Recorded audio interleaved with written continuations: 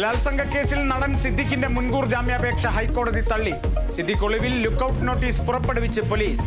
ഹൈക്കോടതി ഉത്തരവിൽ സിദ്ദിഖിന് രൂക്ഷ വിമർശനം. ക്രൂരമായ കുറ്റമെന്ന് കോടതി. ഇരയെ നിരന്തരം ഭീഷണിപ്പെടുത്തി. പോലീസ് പ്രതിയുടെ സ്വാധീനത്തിന് വഴങ്ങിയെന്നും കോടതി.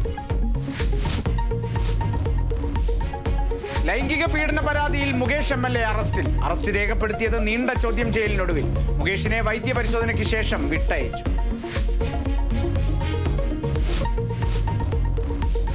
തൃശൂർ പൂരം അലങ്കോലമായതിനെ കുറിച്ചുള്ള ADGPയുടെ അന്വേഷണ റിപ്പോർട്ടിൽ DGPക്ക് വിയോജിപ്പ്.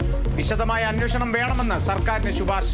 റിപ്പോർട്ട് മുഖ്യമന്ത്രി പരിശോധിക്കും. അന്വേഷണ റിപ്പോർട്ട് വൈകിയതിന് പിന്നിൽ ആസൂത്രിത നീക്കമെന്ന് CPI മുഖപത്രം.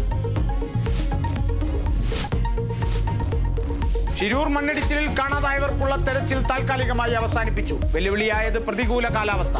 ഉത്തര കന്നഡയിൽ റെഡ് അലർട്ട്. അർജുന്റെ ലോറിക്ക് കാര്യമായ കേടുപാട് സംഭവിച്ചിട്ടില്ലെന്ന് വിലയിരുത്തൽ.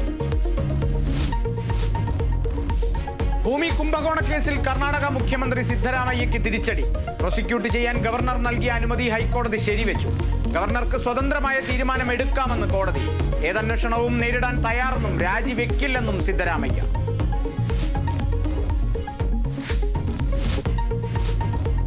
ലെബനോൺ തലസ്ഥാനമായ ബെയ്റൂട്ടിൽ ഇസ്രായേൽ ആക്രമണം. 6 പേർ കൊല്ലപ്പെട്ടു. ഇതുവരെയുള്ള സംഘർഷത്തിൽ മരണം 550 കടന്നു. ഹെസ്ബുള്ളയ്ക്കൊപ്പം ചേർന്ന് പ്രതിരോധിക്കുമെന്ന് ഇറാൻ. സമാധാനം പുനഃസ്ഥാപിക്കാനുള്ള ശ്രമങ്ങൾ ആരംഭിച്ചെന്ന് അമേരിക്ക. ആക്രമണം അവസാനിപ്പിക്കണമെന്ന് UNICEF.